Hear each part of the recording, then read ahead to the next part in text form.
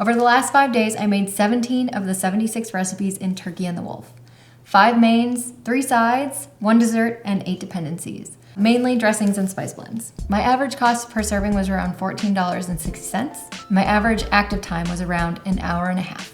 There weren't really any specialized tools that I needed for this book. The most uncommon ones that I came across were a hand blender and a food processor. And the most difficult skill I was asked to perform in this book was finely slicing cabbage, lettuce, and okra.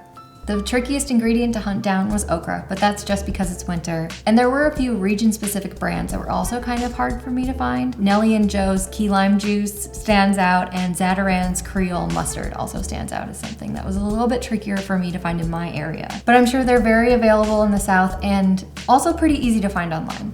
One of the main goals of this book is to help home cooks relax a little bit, and I think Mason really helps do that in a couple of ways. A perfect example is his fried chicken technique. Instead of doing like a dry breading and then egg and then dry breading again, he just doesn't matter.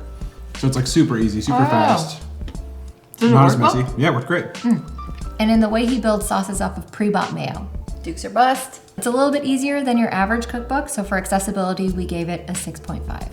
All right, let's talk about design real quick. The aesthetic in this book is its greatest strength. The layout is pretty standard fare, but the photos and art style are vibrant and fun with blobby accent fonts and bold type where you need it. This book is all vibes, and for that, we give it an 8. Moving on to flavor.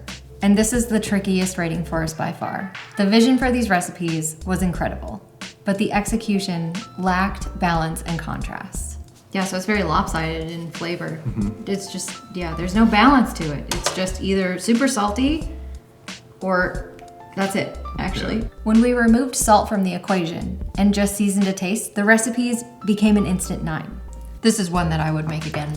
But as written, the dishes were so salty that we couldn't take more than a couple of bites before reluctantly pushing them to the side. My body is saying, you should eat it. My brain is saying, it's a mistake. Which dropped a lot of our flavor scores to 1. There are some excellent ideas and combinations of flavors in this book, and we didn't want something as fixable as salinity to get in the way of the score. So we split the difference and gave flavor a 6. Moving on to writing. The prose in this book is fun, personable, and opinionated. And I love that Mason gives so much life to each individual recipe. Everything in this book has a story behind it, and that's so fun to read. And directions like give it a good swirl or throw the tops on those bad boys is so light and communicative without it being boring or stale. Where the writing faltered for us was in the measurements.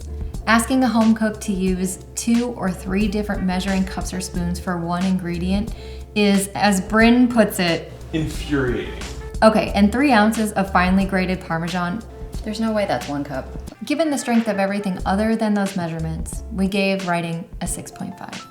Lastly, we have value. We consider a cookbook to be worth the cover price if you can get between 2 and 3 smashes out of a week. This week we got 4 smashes out of the 17 recipes that we tested.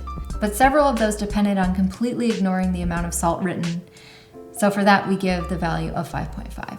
That brings us to a total cult score of 6.5. This book is either going to be the best book on your shelf or the worst book on your shelf, depending on if you salt to taste or you follow the directions as written. If you're the type of cook who likes to take a good idea and improvise on it, then I think you're really gonna love this book. If you're not there yet, but you still wanna give this, $30 cookbook a try, start by cutting out the salt and just seasoning to taste.